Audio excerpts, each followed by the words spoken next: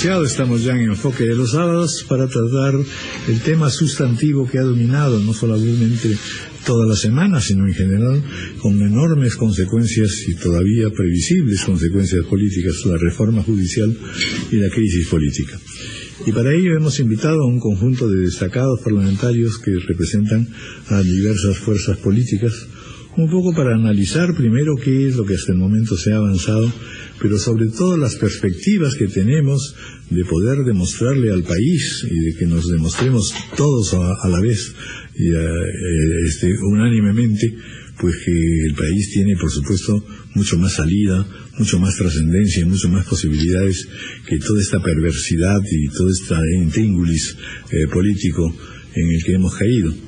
Estamos con el congresista Jorge del Castillo, vocero de la bancada del APRA, con la congresista Milagros Salazar, vocera alterna de Fuerza Popular, con la congresista Marisa Clave de la bancada Nuevo Perú y con el congresista Víctor Andrés García Belaúnde de Acción Popular. Bienvenidos, muchas gracias por estar con nosotros. Han tenido todos ustedes pues una semana verdaderamente brava, como seguramente la tendrán que contar en el futuro a sus nietos. Ha sido particularmente difícil.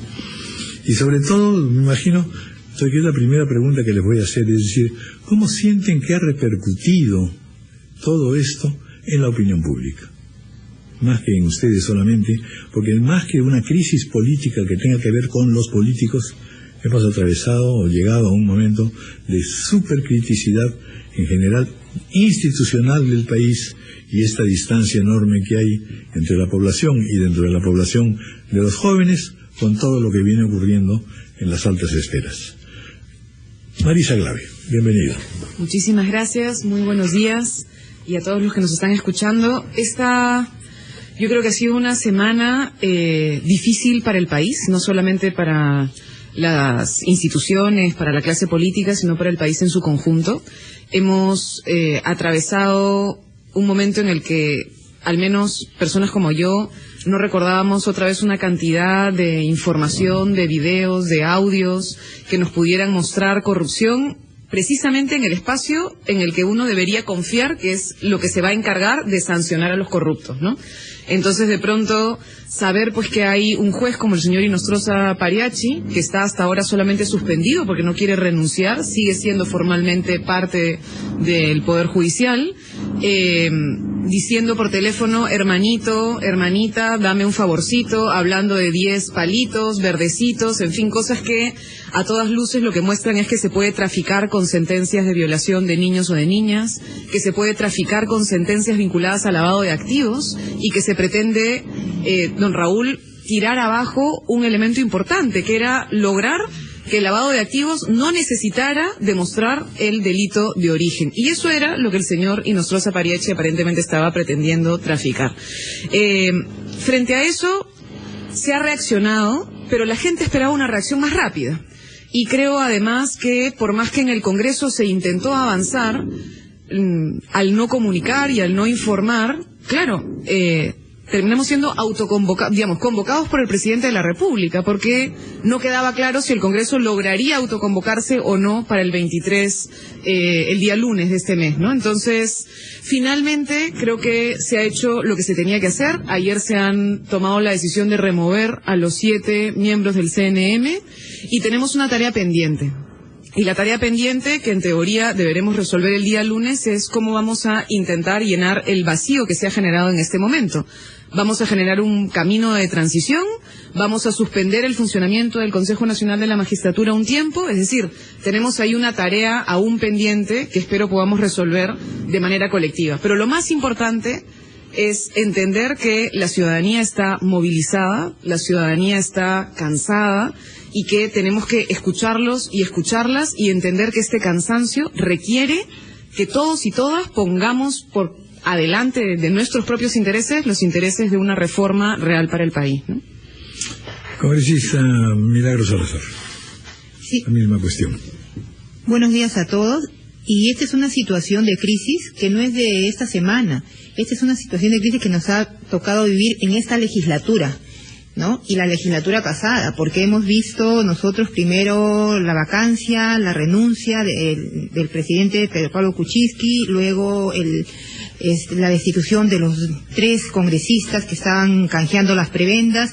Luego hemos tenido esta situación de exposición de videos que ha sido tan brutal para la sociedad y para el país y que nos ha quedado un impacto terrible y recuerdos que hemos tenido que mirar hacia atrás.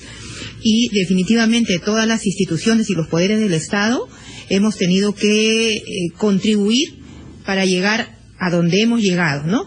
Y yo también quiero decirle a la ciudadanía que nosotros como el Congreso, todas las fuerzas en Junta de Voceros habíamos acordado que el día viernes 20 teníamos la presentación del informe final de la Comisión de Justicia y nos habíamos autoconvocado para el lunes 23. Entonces, eso que quede bien claro, porque cuando el presidente también políticamente hace el gesto de conminar al Congreso a presentar y desaforar o remover a estos 7 consejeros, también hay la percepción de una parte de la ciudadanía que el Congreso no está haciendo su trabajo, no está haciendo su función, ¿no? Entonces hay que orientar e informar claramente a la ciudadanía que nosotros como Congreso también hemos contribuido a esta situación y definitivamente ayer también hemos dado el gesto que la población requiere, ¿no? De que cada institución en su competencia y en su autonomía tiene que cumplir lo que le corresponde. Y ese es un mensaje para la ciudadanía. Nosotros todavía tenemos una autosesión el día lunes, donde vamos a ver qué mecanismo vamos a sacar, porque hay 2 posiciones, inclusive hasta 3 posiciones. Y algunos representantes de Frente Amplio pedían que hoy día a las 2:05 nos autoconvocáramos y aprobáramos un proyecto o una propuesta. Pero creo que lo más saludable ha sido tomar un espacio para poder tratar de leer bien la propuesta, leer bien el texto y que apegado a la normatividad nosotros no podamos vulnerar absolutamente nada y podamos remover a los consejeros suplentes, porque todavía está pendiente eso, todavía también tenemos que darle la tranquilidad a los trabajadores de la CNM, porque ellos también se van, ¿cómo se quedan? ¿Quién va a administrar este poder del Estado? Entonces eso también tenemos que resolverlo y se ha hecho una pausa, yo creo que de manera responsable, todos han aceptado, el lunes a las 3 nos vamos a reunir y vamos a ver. Y ahí no termina, porque todavía tenemos un largo camino en el sentido de una reforma del sistema de justicia, donde todos tenemos también que aportar. Como vemos, hay digamos, temas inmediatos y temas del mediano y largo plazo. Vamos a escuchar también ahora al congresista Jorge del Castillo, sobre todo considerando que lo que importa es darle a la población la dimensión de la crisis. No es solamente algo referido al Poder Judicial exclusivamente y al rol de las fuerzas en este momento que se están viviendo, sino que en realidad todo eso lo que hace es destapar, es como si fuera un velo que sacado nos presenta una imagen absolutamente mucho más complicada, más grave y decepcionante para el ciudadano común y corriente. Decepcionante y preocupante, diciendo, bueno, ¿a dónde vamos? ¿Dónde diablos podemos ir? Bueno, y justamente en esta semana que se ha conmemorado el centenario de la muerte de Manuel González Prada, ¿no? Que en horas de lucha decía en el Perú, lugar donde uno pone el dedo salta la pus. Y eso es lo que hemos estado viendo, en parte del sistema de justicia. Sería injusto hablar de todo, pero sí en parte del sistema de justicia. Y además que atraviesa la sociedad peruana de lado a lado. Tampoco no es el Palacio de Justicia, ojo, es un tema muy complicado, transversal al país. Pero de estas crisis profundas salen también grandes oportunidades. Y quizá una de las cosas que yo más puedo apreciar es más bien la reacción de la ciudadanía, ¿no? Que el pueblo salga a las calles o se exprese en las redes o converse en sus tertulias familiares del tema. Es importante porque a la gente la compromete con los hechos nacionales, que no es solamente de políticos, ¿no? Creo que yo no veía desde el año 2000, cuando la juventud también se levantó y actuamos en la recuperación democrática, o sea, hace 18 años yo no veía una reacción masiva como la actual. Y creo que eso es lo bueno de lo malo, ¿no? y quizás lo que haya que aplaudir con más fuerza. Pero junto con ello, yo diría que hay otro elemento que se ha producido ayer.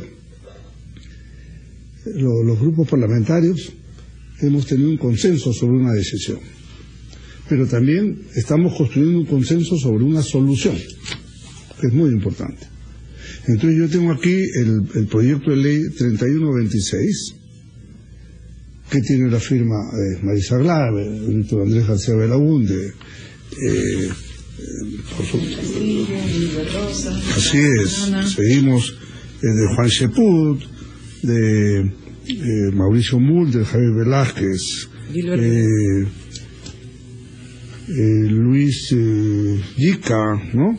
Violeta Quintanilla, Rosas, Marisol Espinosa, o sea, como vemos, multipartidario. Y esto es un hecho muy importante, porque así nomás no se genera en el Congreso una norma de carácter multipartidaria. Y en las conversaciones que hemos tenido en la Junta de Portavoces, el Grupo de Fuerza Popular también expresó un nivel de adhesión. Obviamente, esto no es pues la fórmula perfecta, es discutible, la vamos a mejorar y el lunes tendremos quizás una síntesis mejor, ¿no? Estupenda. ¿Qué es lo que señala este proyecto? Este proyecto, lo que sucede, don Raúl, es lo siguiente: ya están cancelados los titulares, pero los suplentes están a la puerta, ¿no? Entonces ellos pueden decir con todo derecho, acá está, con la Constitución en la mano, yo vengo a ingresar acá porque me corresponde. Entonces, la idea es que el Consejo de la Magistratura, entre las varias alternativas que hay, pero esta alternativa va a decir, ¿sabes qué? Nos funcionó una suerte de receso temporal, ¿no es cierto? En la cual, suspendida la ley orgánica del Consejo de la Magistratura, no puede sumarse nadie al cargo y manejar con el funcionario más antiguo de la institución la gestión administrativa para que los trabajadores estén tranquilos, y además hay que cuidar el acervo documentario, etcétera. Y una cosa muy importante, que los procesos sancionatorios que están en trámite, ¿no?, se suspendan los plazos de prescripción para que no haya ningún beneficiado indirecto, ¿no?, aprovechando el pánico de las cosas. ¿Cuál es la idea? La idea es ir a un segundo paso, porque esta es una medida de emergencia. Pero el segundo paso, ¿cuál es? Es una reforma constitucional que tiene que cambiar el esquema a la ingeniería total del Consejo Nacional de la Magistratura. No solamente en sus mecanismos de estructuración, sino también en sus mecanismos de nombramiento. Me refiero a darle mayor nivel, tienen que venir profesores universitarios, abogados de prestigio, gente decente, que es lo más importante. Y como dice el viejo dicho popular, tienen que ser honestos, y si saben algo de derecho, mejor. Pero eso es lo importante, que sea gente honesta. Entonces, pero esta reforma constitucional puede demorarnos mucho tiempo. ¿Por qué? Porque se aprueban 2 legislaturas ordinarias. La primera sería en agosto del año 2018 y la segunda en marzo del 2018. Y lo tempore. Nos echa 8 meses. Entonces, hemos estado pensando lo siguiente. La propia Constitución, en su artículo 206, establece, Raúl, la posibilidad de que una reforma constitucional se haga en una sola votación, con mayoría absoluta,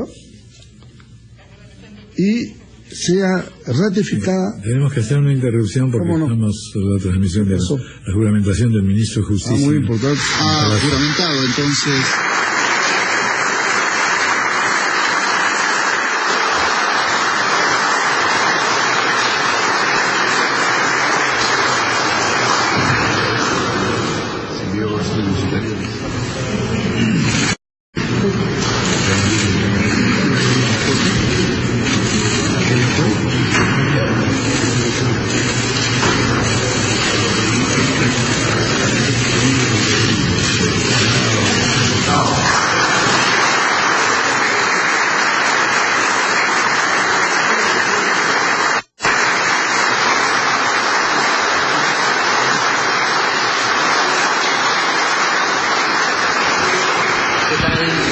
Acaba de darse la juramentación de Vicente Ceballos como nuevo ministro de Justicia en el Salón Cáceres de Palacio de Gobierno, este congresista no agrupado que hasta diciembre del año pasado pertenecía a la bancada de Peruanos con el Cambio, pero que junto a Gino Costa y Alberto de Belaúnde renunciaron a la bancada oficialista luego del indulto al expresidente Alberto Fujimori, congresista por la región Moquegua. Es abogado y ha sido también exalcalde de la provincia de Mariscal Nieto en el periodo 2003 y 2006.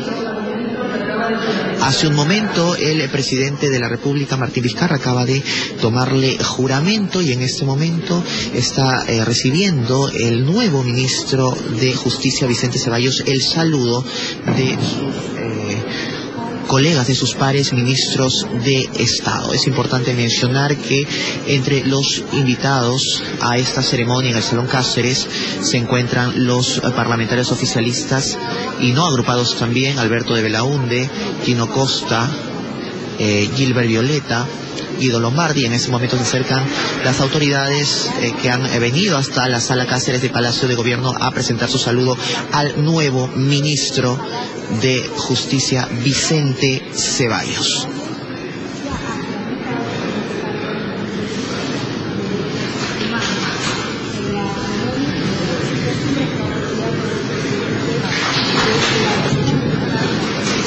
Una nueva gestión luego de la salida de Salvador Heresi al verse involucrado en estos audios donde se denuncia esta presunta red de corrupción entre funcionarios públicos.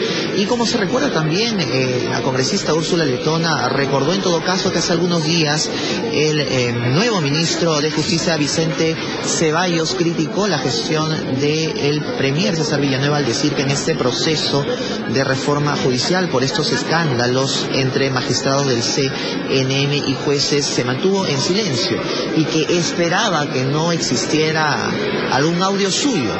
Fueron sus palabras hace algunos días y Úrsula Letona de la bancada de Fuerza Popular se lo recordó. Continúan entonces presentando su saludo al nuevo ministro de Justicia, Vicente Ceballos, en esta ceremonia que ha culminado ya hace unos minutos en la Sala Cáceres de Palacio, en el Salón Dorado, de Palacio de Gobierno.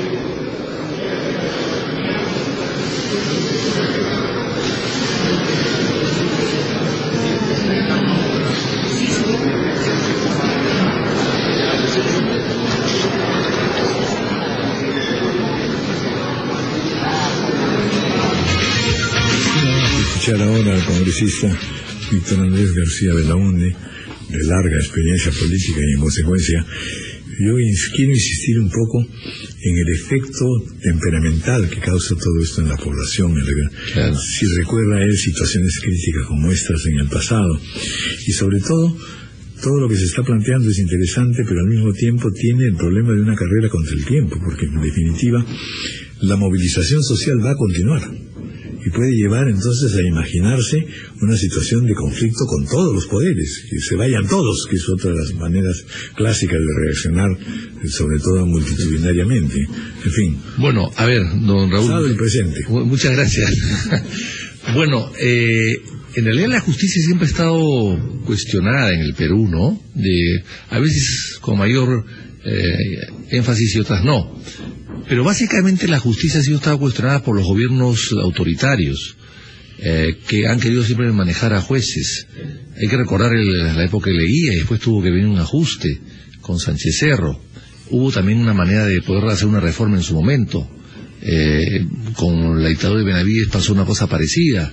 Con la dictadura de Odría pasó otra cosa. Hay que recordar que Odría a su compadre, que fue presidente del Jurado Nacional de Elecciones de aquella época, lo hizo luego vocal supremo y después fue presidente de la Suprema, ¿no? Que era su compadre, nada menos, ¿no? Pero claro, siempre ha habido ese tipo de cosas, pero la indignación hacia la justicia, es cierto que nadie está muy contento con ella, porque además hay un principio clásico: el que pierde un juicio no está contento con la justicia. Obviamente. Eso siempre puede pasar, pero cuando sabes que lo has perdido por corrupción, entonces ya la indignación es total. y hasta una reacción violenta, ¿no? Y entonces acá lo que ha pasado es que ha habido algún intento de reforma desde los gobiernos autoritarios de turno, pero ahora lo que está pasando es que hay una reacción desde abajo, desde el pueblo que se siente muy agobiado, muy avergonzado, muy despojado de sus legítimos derechos y sin ningún tipo de justicia predecible, ¿no? Tú no sabes si llegas a la justicia sabiendo que tienes la razón y no sabes si es que te la van a dar. O sea, exiges que te den una razón. Sabes muchas veces que la vas a perder teniendo la razón. Eso es lo que indigna a la gente. Ahora, esto se veía venir, evidentemente, se veía venir. El caso Orellana es un caso típico de corrupción y de mafia organizada. O sea, Orellana nunca hubiese podido ser lo que fue si no hubiese tenido de la mano al Poder Judicial. Estaba por encima de todo. El Poder Judicial ordenaba a la RENIEC que cambien las partidas de defunción o de nacimiento o de los nombres, ordenaba a la SUNAR que cambie las partidas de las propiedades, los registros de las propiedades, ordenaba a todos el Poder Judicial. O sea, no hubiese sido posible si no hubiese tenido un Poder Judicial y un Ministerio Público terrible. Yo le cuento un caso. Yo tuve 15 juicios que me metió Orellana a mí para darme las investigaciones y denuncias ante los fiscales. Una vez fui a hablar con una fiscal y dije, señora, yo tengo 5 denuncias en su fiscalía. El señor que me ha hecho la denuncia, Bravo Manco, así se llama, no existe. Porque existe sí, pero no se presenta. Presenta la denuncia y lo llaman 5 veces para que ratifique la denuncia y no se presenta. Y no tiene dirección segura. Y lo vuelven a citar. Y aún así usted me abre proceso. ¿Cómo usted puede abrir el proceso si el denunciante no se ha presentado?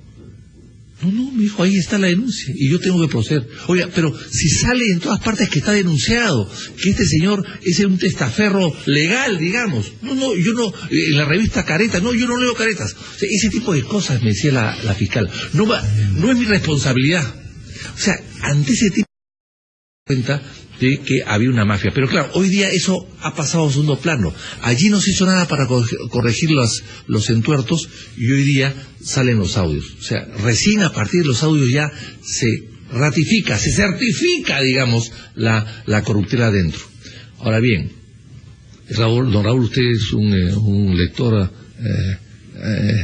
casi compulsivo y sabrá lo que decía Ortega y Gasset en los años 30 de España, ¿no? De la vieja España, ¿no? Republicana o pre-republicana, decía, ¿por qué al tratar de explicar la guerra civil española donde murieron 1 millón de personas, ¿por qué llegamos a esto? ¿Porque la sociedad, porque la clase política estaba enferma? ¿Porque la clase dirigencial estaba enferma? No, la sociedad española está enferma. Bueno, es la sociedad española. Entonces, yo no creo que estamos en una situación igual, por suerte, pero tenemos que corregir para que la sociedad no esté enferma finalmente. Sí. De ahí hay una paralización. Yo le insisto que independientemente de todo aquello que se pueda hacer políticamente desde las esferas del poder, lo real es que desde el punto de vista de la población hay decepción que puede llevar en realidad a la cólera finalmente y a la protesta. Es decir, la marcha que hemos tenido es una marcha excepcional porque por primera vez no habían, digamos, estas cosas típicas de la política, ¿no? Abajo el dictador, muera Odría, viva el otro. Aquí ha sido una marcha de indignación mucho más profunda en realidad, y lo que es más impresionante, de jóvenes, es decir, de nuevos actores que están presentes hoy día. Que no creen en sus instituciones. Así es. No, ahora, pero yo le digo, ¿cuál es la voz de alerta de esto, don Raúl? Hace muchos años ya que hay encuestas bueno, muchísimos años que hay encuestas, pero en los últimos años las encuestas que dicen que el Congreso está muy por debajo, 12%, 15%, 20%. Ligeramente debajo por allí con otros congresos en América Latina y en Europa e inclusive en Estados Unidos. Pero al lado del Congreso, que se renueva cada 5 años y que lo puedes cambiar y puede recuperar su fama o su prestigio cuando se van todos en una elección y regresan y son elegidos nuevos, porque bueno, se renueva el cuerpo, bueno, y hay nuevas expectativas. Pero al lado de eso tenemos un poder judicial, un ministerio público y una policía que son permanentes y que están al mismo nivel de poquísima aceptación popular. Esa era la voz de alerta. Porque en Estados Unidos, en Francia, en España, en Italia, el Congreso está abajo, pero no el Poder Judicial, no la justicia que tenga 80-90% de aceptación, igual que la policía. Bueno, pues es que es parte central del engranaje. Bueno, ese es el problema, ¿no? De la maquinaria general.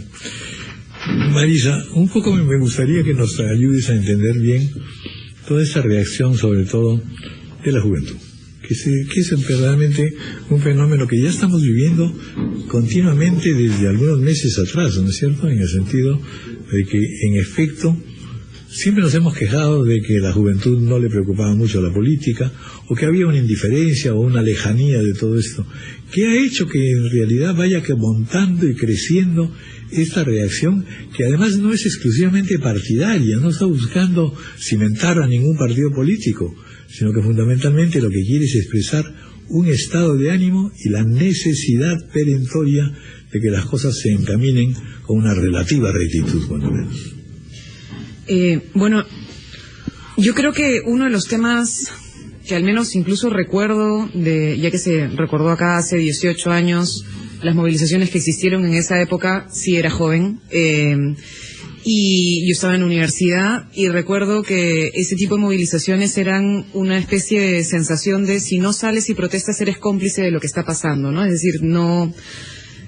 saber que el señor Montesinos existía, saber que existía el Grupo Colina, saber que las instituciones estaban copadas, que teníamos un nivel de corrupción tan grande y que había una sensación de que la clase política no lo iba a resolver. Y eso es lo que de alguna manera llamó en ese momento a que la juventud saliera de manera organizada a las calles, ¿no? Yo hoy siento en parte lo mismo.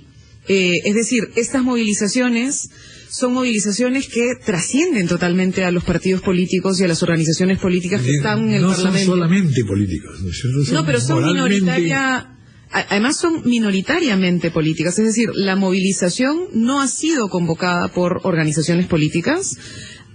Ha estado asociada a la Jornada Nacional de Lucha de la CGTP. La Central General de Trabajadores del Perú planteó una movilización con un conjunto de reivindicaciones, siempre están ellos muy activos, pero esta vez has tenido colectivos de sociedad civil, representantes de periodistas que han estado presentes, la Coordinadora Nacional de Derechos Humanos y muchísima gente joven que sí creo que tiene la sensación de estar fastidiada con cómo el régimen político que estamos viviendo no da más.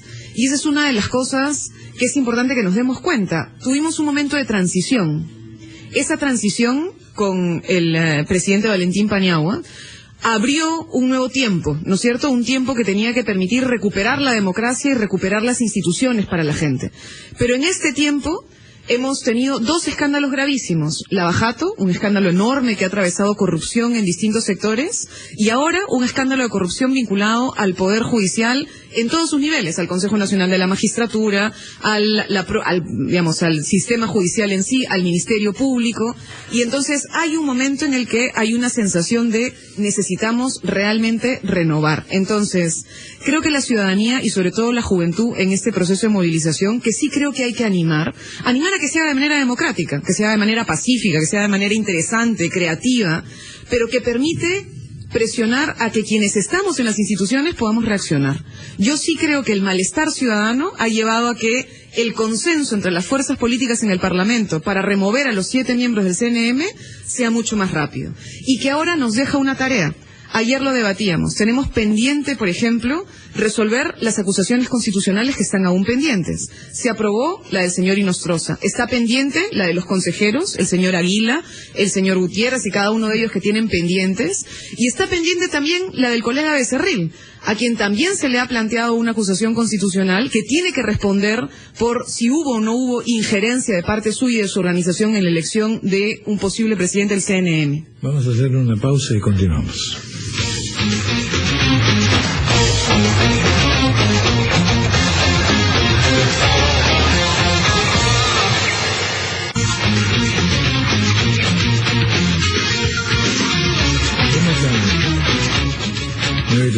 Continuamos viendo un poco las consecuencias fundamentalmente de los acontecimientos que están todavía a mitad de camino, es decir, por eso es que las expectativas generales de la nacionalidad del país son qué cosa va a pasar, qué pasos son los que son indispensables de dar, por dónde se debe hacer solo desde las perspectivas políticas, sino también sociales y de los poderes públicos. Es decir, en ese sentido, tal como se ha mencionado directa o indirectamente, al Congreso le cabe hoy día un papel principalísimo que se lo salve del descrédito y que logre más o menos restaurar una cierta confianza en un poder que está verdaderamente malgastado.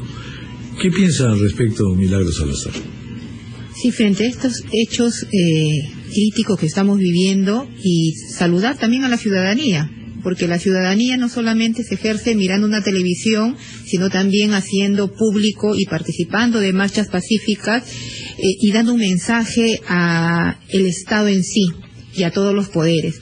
Pero también a la vez el Congreso, en situaciones de crisis, en esta legislatura que hemos pasado de todo, yo puedo ser participante de que hemos tenido que consensuar todas las bancadas políticas independientemente de nuestras posiciones, pero teniendo un objetivo de país y dando un mensaje a la ciudadanía, que independientemente de camisetas políticas, primero está nuestro país, está el ciudadano, dar una estabilidad política, dar una estabilidad jurídica, dar una estabilidad también a los inversionistas, porque la gente cuando ha salido a estas marchas, ha salido sí, cansados y defraudados del sistema de justicia, ¿no? Porque ve que hay corrupción en todo nivel y en todos los poderes del Estado.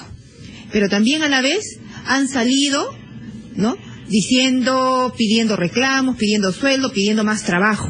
Entonces, es todo un conjunto de funciones que todos los poderes del Estado tienen que asumir. Entonces, es muy importante que tengamos que fortalecer la institucionalidad, porque sin institución no hay nada en el país. Segundo, que tenemos que respetar la autonomía de cada poder del Estado. Tercero, que cada uno de los poderes del Estado tiene que jugar y hacer su rol. ¿Y qué significa jugar y hacer su rol?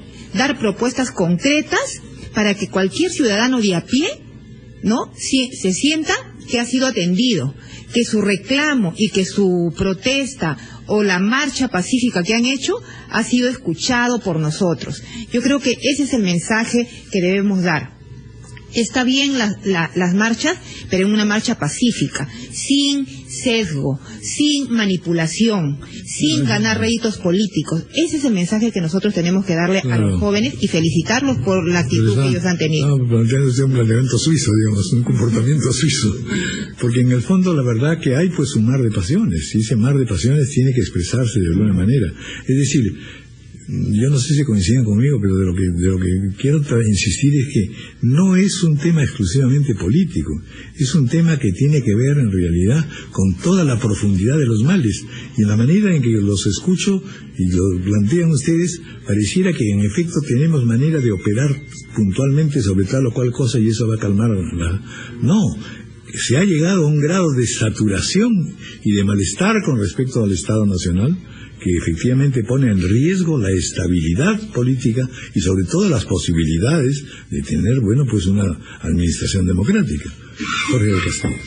Completamente de acuerdo, porque acá hay una crisis de institucionalidad en el país y por tanto esto arrastra la gente ya no cree en nadie, ¿no? Esa es la verdad.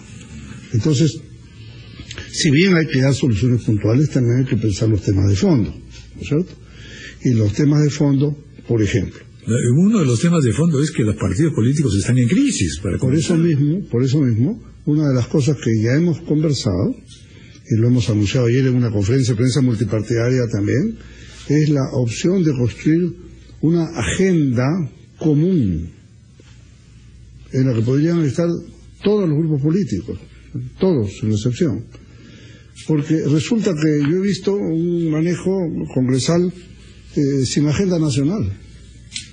Y tenemos que poner el país una agenda nacional, política, puede haber otros puntos muy específicos, y entre ellos tiene que estar la reforma política. No maquillaje como se ha hecho, sino reforma política de fondo. También la reforma del sistema de administración de justicia. Y una serie de 3, 4, 5 puntos más de eso no, Raúl, porque me parece que eso puede generar, además, en esta gente, especialmente la juventud, que tiene poca fe o no la tiene, pero puede ver que hay peruanos correctos y honestos que se pueden juntar, se pueden unir y le pueden proponer cosas serias al país. Eso es a lo que nosotros aspiramos. Y decirle también a los muchachos, no es un tema de que se dejen arrastrar por una barra brava que pide cualquier barbaridad, ¿no? Cierren el Congreso, adelanten elecciones. No. Yo creo que tenemos que hacer respetar la institucionalidad, y eso pasa, por más discrepancias que ha podido tener, es que el periodo constitucional concluya cuando tiene que concluir, ¿no es cierto? Primera cuestión. Que el Congreso esté a la altura de las circunstancias y proponga una agenda legislativa seria. Que trabajemos de consenso para construir las cosas. Si esto implica algunas reformas constitucionales, las haremos, ¿no? Pero sustancialmente tenemos que defender la integridad del país, de su ciudadanía, la institucionalidad, repito esa frase, me parece que es vital, los conceptos democráticos de nación que tenemos que tenerlos muy presentes, puesto poner a la cabeza de esto a la gente honesta y correcta, que las hay. No me digan que todo está podrido. No. Hay mucha gente correctísima que puede y debe asumir estas responsabilidades. Cuando la gente se sale de la política, está dejando espacio a otros, ¿no? A otros irresponsables que pueden hacer cualquier cosa. No. Yo creo que hay que comprometerse, y eso, repito, la parte positiva, lo bueno de lo malo. Creo que hay muchos jóvenes y muchos peruanos que hoy día han abierto los ojos a mirar a la política que antes la podían ver con desdén, pero saben que es una necesidad que ellos también participen y no miren desde la tribuna nomás las cosas, ¿no? Sí. Víctor Andrés García Verón. El mismo tema. Cómo actuar, cómo funcionar, cómo hacer que en efecto las esperanzas, las cóleras y los vaivenes puedan encontrar un cierto rumbo. Sí. Sobre todo en términos políticos por un lado, pero sobre todo confianza nacional, la esperanza nacional, porque esa no es sino la culminación de una serie de fracasos y de una serie de depresiones constantes. O sea, simplemente desembocamos en lo peor, pero hemos arrastrado frustraciones consistentemente, decepciones incluyendo a los grupos políticos. En fin, no pareciera haber un norte. Claro, eso es tremendismo, pero al mismo tiempo la protesta al respecto tiene un sentido. Bueno, refundar la República. Eso es. Refundar la República. Eso es lo que debemos hacer. Y claro, no es una tarea de un día, ¿no? Es una tarea larga, ¿no? Pero que hay que empezar. El Estado está al servicio de los ciudadanos. En el Perú no es así. En el Perú el ciudadano está al servicio del Estado. Y los que manejan el Estado se sirven solamente a sí mismos. Y entonces eso hay que cambiarlo. Tenemos que empezar la reforma y creo que es interesante empezar por el tema de la justicia en el Perú. Sin justicia no hay nada. Sin justicia no hay Estado de Derecho, sin justicia no hay bienestar, sin justicia no hay desarrollo, sin justicia no hay competitividad, sin justicia un Estado no funciona. Si tú tienes a un peruano que no cree en su justicia, que no tiene seguridad de que va a recurrir a ella para buscar justicia, porque no la va a encontrar, y no recurre a ella por eso, porque cree que es un perder tiempo hacer una denuncia o buscar uno de sus derechos a través de la justicia, cuando un empresario, sobre todo los extranjeros, no van a venir al Perú ni van a querer venir al Perú sabiendo que en el Perú no hay una justicia predecible, que no sabes lo que puede pasar. Cuando no se respetan los derechos de las personas, el ciudadano se siente desamparado. Y por lo tanto se siente desamparado y se siente que puede hacer las cosas por sí mismas. O sea, volvemos un poco a la ley de la selva. Entonces, yo creo que acá hay que refundar la República y empezar por la justicia. Es una buena señal de lo que se puede empezar a hacer ya lo más pronto posible. Ahora, en el pasado lo que se ha hecho es cambiar a hombres y no al sistema.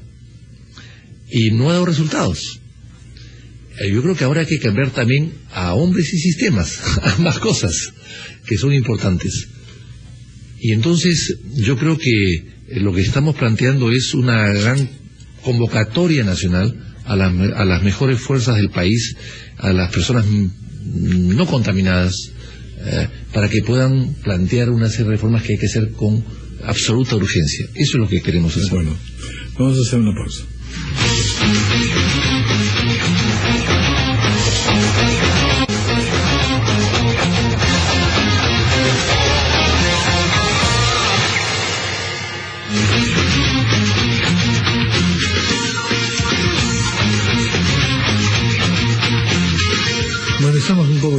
tiempo que lamentablemente nos gana, pero sí me gustaría una reflexión final en el sentido de decir, ¿está todavía la clase política, por un lado, el Congreso, los intelectuales, en capacidad de provocar un entusiasmo, así como se está pensando en arreglar el trabajo de los gobiernos, etcétera, en capacidad de conquistar o de lograr una meta, una cierta ilusión en las nuevas generaciones, o nos tenemos una carencia política allí muy marcada?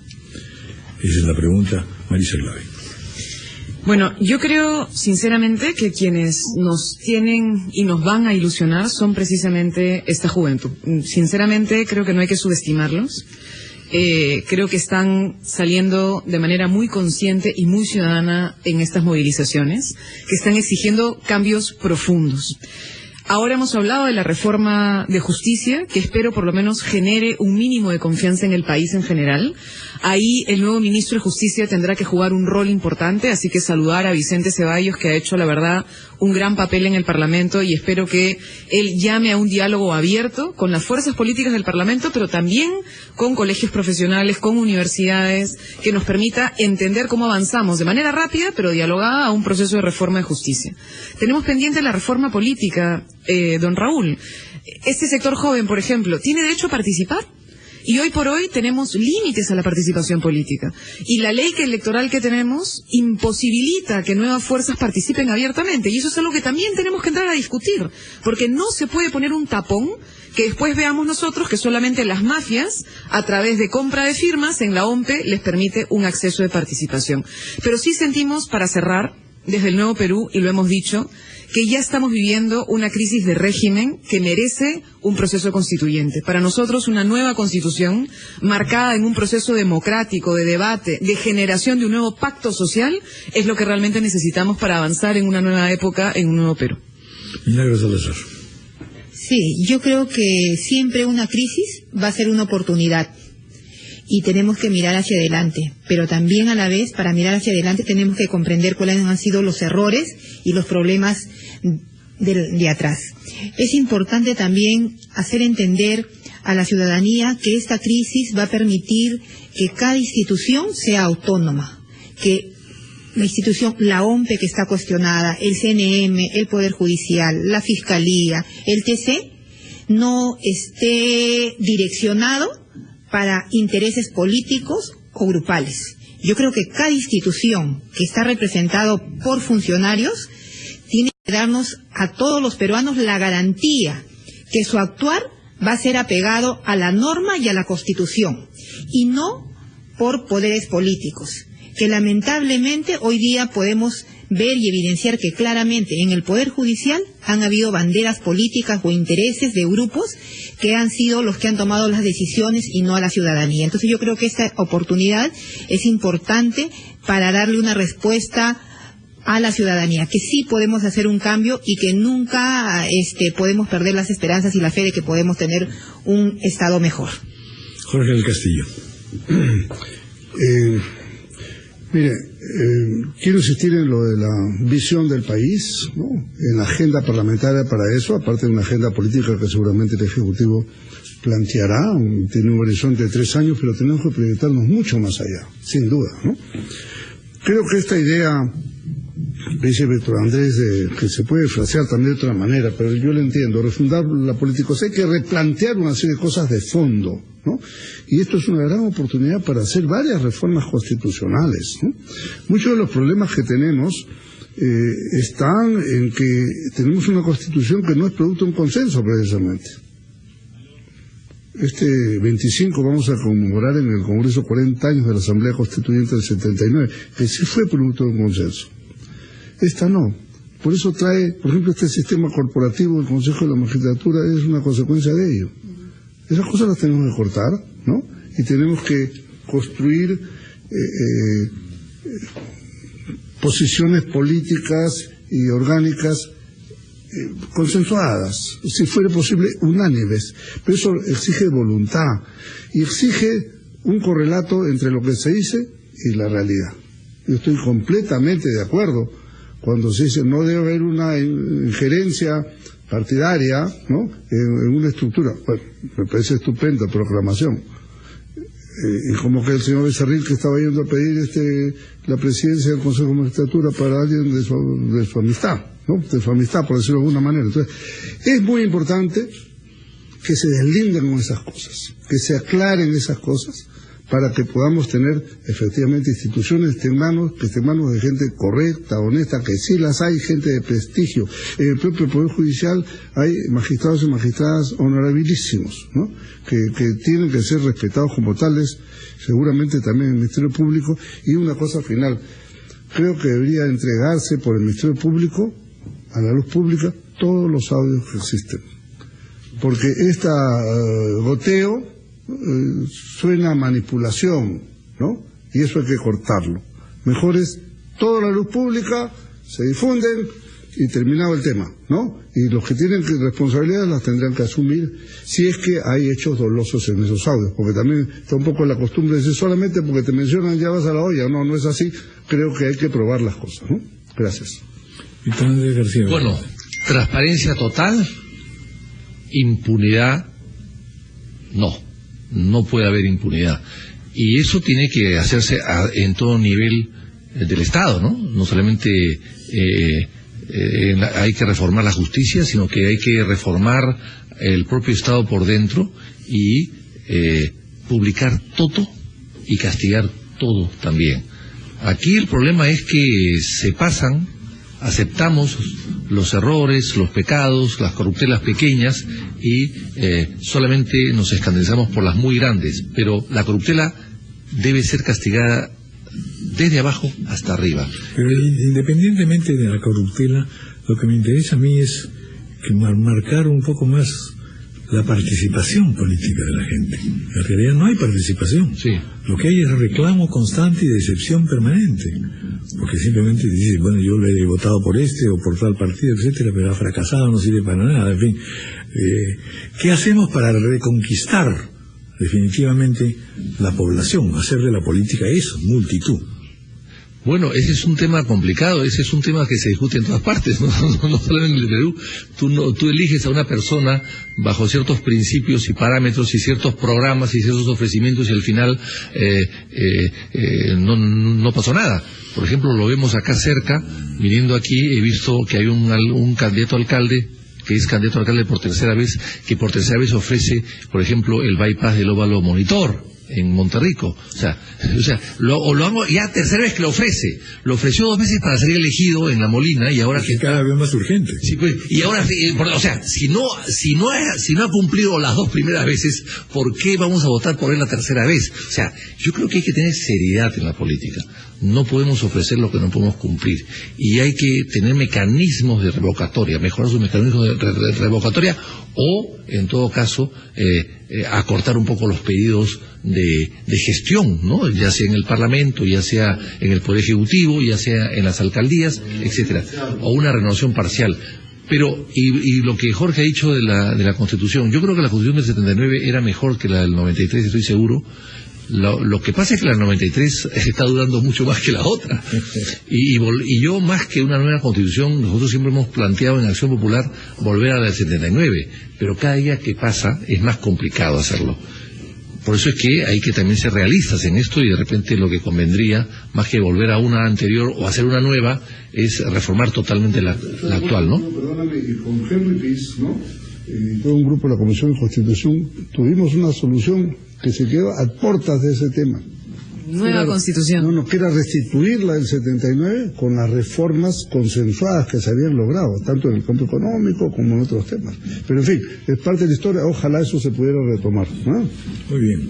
Bueno, muchísimas gracias, la verdad que espero que esta conversación nos dé un poco más de optimismo y de fe en que en realidad el momento crítico nos permite pues justamente superar situaciones inadmisibles y crear nuevas situaciones posibles para nuestro sistema democrático. Muchísimas gracias y habrá más de una ocasión en que nos volvamos a reunir. Muy bien. Muchas gracias.